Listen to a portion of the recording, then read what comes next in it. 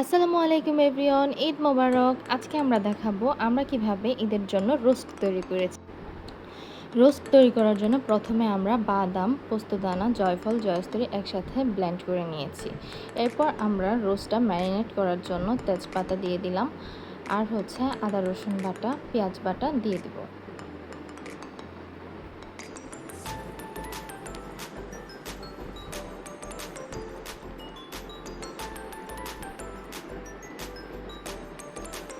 আমরা যে পোস্তদানার পেস্টটা করেছিলাম সেটাও দিয়ে দিব।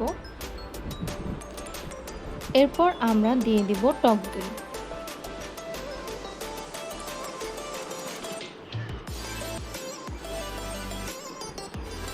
এরপর আমরা একটু পরিমাণ মতো তেল দিয়ে দিব।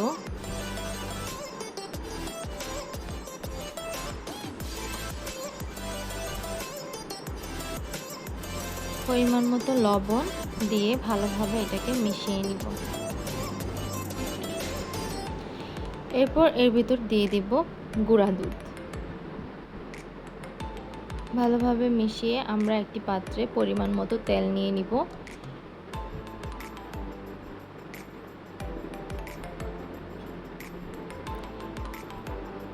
পেঁয়াজ কুচি দিয়ে আমরা পেঁয়াজ কুচিগুলোকে বেরেস্তা করে নিব।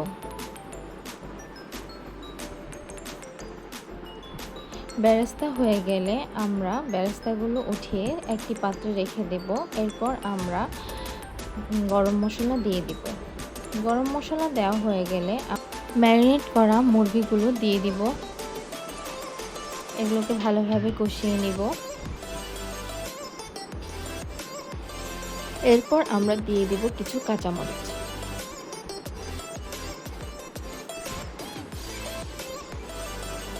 কাঁচামরিচ দিয়ে কিছুক্ষণ রাখার পর এর উপর আমরা দিয়ে দিব বেরেস্তা।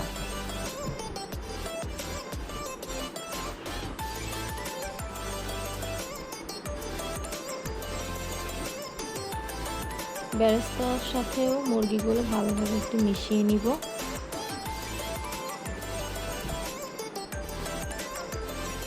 এখন আমরা দিয়ে দিব ডিম। আমরা রোস্টে ডিম ব্যবহার করেছি, আপনারা চাইলে নাও করতে পারেন। ডিমগুলো রোস্টের সাথে ভালোভাবে মিশিয়ে নিব।